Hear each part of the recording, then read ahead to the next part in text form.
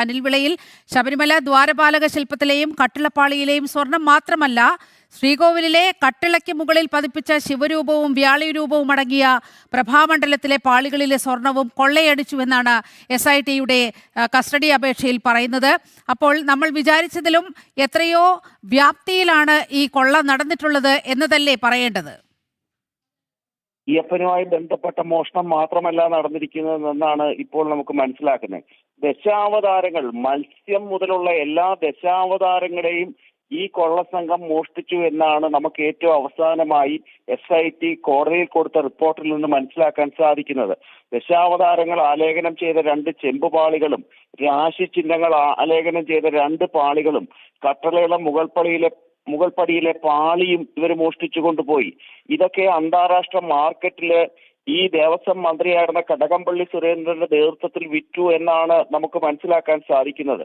കാരണം 2016-നും 2021-നും ഇടയ്ക്ക് 13 തവണയാണ് കടകംപള്ളി സുരേന്ദ്രൻ വിദേശ സന്ദർശനം നടത്തിയിട്ടുള്ളത്. അതിനകത്ത് അതേപോലെ തന്നെ ബാംഗ്ലൂരിലെ അദ്ദേഹത്തിന്റെ സന്ദർശനം ഉണ്ണികൃഷ്ണൻ പോറ്റിയുമായിട്ട് ചേർന്നുള്ള ഒരു സന്ദർശനവുമുണ്ട്. ഇതൊക്കെ സൂചിപ്പിക്കുന്നത് ശബരിമലയിലെ കൊള്ളയുടെ വ്യാപ്തി വളരെ വലുതാണ് എന്നാണ്.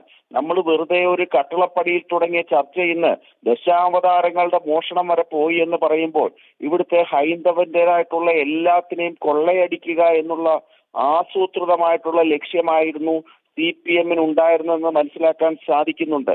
ഇത് ഒരു അന്താരാഷ്ട്ര ബന്ധമുള്ളത് കൊണ്ട് അന്ന് മുതൽ തന്നെ, ഇതിന്റെ തുടക്കം മുതൽ തന്നെ നമ്മൾ പറയുന്ന ഒരു കാര്യമാണ്, ഇത് CBI പോലുള്ള ഒരു അന്വേഷണ ഏജൻസി ഇതുമായി ബന്ധപ്പെട്ട കാര്യങ്ങൾ സമഗ്രമായി അന്വേഷിച്ചില്ല എങ്കിൽ യഥാർത്ഥത്തിലുള്ള പ്രതികൾ രക്ഷപ്പെടാനും കോടിക്കണക്കിന് രൂപയുടെ ഈ സ്വത്തുവകളെ പറ്റിയുള്ള വ്യക്തമായ വിവരങ്ങൾ പൊതുസമൂഹത്തിന് ലഭ്യമാകാതിരിക്കാനും സാധ്യതയുണ്ട്. അതുകൊണ്ട് ഇത് ഒരു കൃത്യമായിട്ടുള്ള, ഇത് 1, 2, 3 ഇപ്പോൾ ഇതുവരെ അറസ്റ്റ് ചെയ്തിട്ടുള്ള 10 പേരിൽ നിൽക്കില്ല. ഇനിയും ഒരു 5-8 പേരോട് ഇതിനകത്ത് വരും. എന്നാലേ ശബരിമലയുമായി ബന്ധപ്പെട്ട 18 എന്ന് പറയുന്ന സംഖ്യ ഈ മോഷണത്തിലും ഉണ്ട് എന്ന് നമ്മൾ വിശ്വസിക്കാൻ ഇടയാകുന്ന സാഹചര്യം അതാണ്.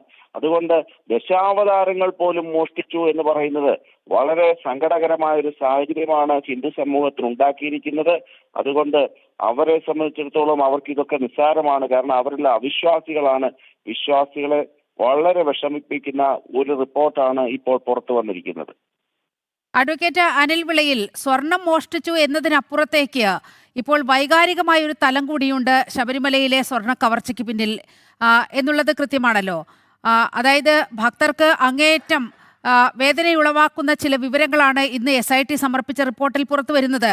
ദശാവതാര രൂപങ്ങൾ പോലും അവിടെ കാണാനില്ല, ശിവരൂപം പോലും കാണാനില്ല എന്നൊക്കെ പറയുമ്പോൾ അത് ഭക്തരെ എത്രയധികം വേദനിപ്പിക്കുന്ന കാര്യമാണ് എന്ന് ചിന്തിക്കാവുന്നതല്ലേയുള്ളൂ. ധർമ്മശാസ്ത്രനെ വിശ്വസിക്കുന്ന കോടാനുകോടി ഭക്തജനങ്ങളുടെ മനസ്സിനെയും വിശ്വാസത്തിനെയും കൂടാണ് ഇവർ മോഷ്ടിച്ചിരിക്കുന്നത്. വെറുതെ ഒരു സ്വർണമെന്നോ ചെമ്പുപാളിയെന്നോ എന്ന ഒരു ചെറിയ പരിമിതിക്കുള്ളിൽ നമുക്കിതിനെ നിർത്താൻ സാധിക്കില്ല എന്നുള്ളതാണ് വാസ്തവം. ഇത് വിശ്വാസികളെയാണ് മോഷ്ടിച്ചിരിക്കുന്നത്. ആ വിശ്വാസികളുടെ മനസ്സിലുള്ള അയ്യപ്പ ഭഗവാന്റെ രൂപത്തെയും ദശാവതാരങ്ങളെ മോഷ്ടിച്ചു എന്ന് പറയുമ്പോൾ ഇവരെ സംബന്ധിച്ചിടത്തോളം ഇത്ര നികൃഷ്ടമായിട്ടുള്ള, നമ്മുടെ മുഖ്യമന്ത്രിയുടെ ഭാഷയിൽ നികൃഷ്ട ജന്മങ്ങളാണ് ഈ മോഷണത്തിന്റെ പിന്നിൽ പ്രവർത്തിച്ചിട്ടുള്ളവർ എന്നാണ് നമുക്ക് മനസ്സിലാക്കാൻ സാധിക്കുന്നത്. തീർച്ചയായിട്ടും ഇത് CBIയുടെ അന്വേഷണം ആവശ്യമാണ് എന്ന് ബഹുമാനപ്പെട്ട ഹൈക്കോടതിയെ അയ്യപ്പ ഭഗവാൻ തോന്നിപ്പിക്കും എന്നാണ് ഞങ്ങൾ വിശ്വസിക്കുന്നത്. വളരെയധികം നന്ദി അഡ്വക്കേറ്റ് അനിൽ വിളയിൽ ഈ ഘട്ടത്തിൽ പ്രതികരിച്ചതിന്.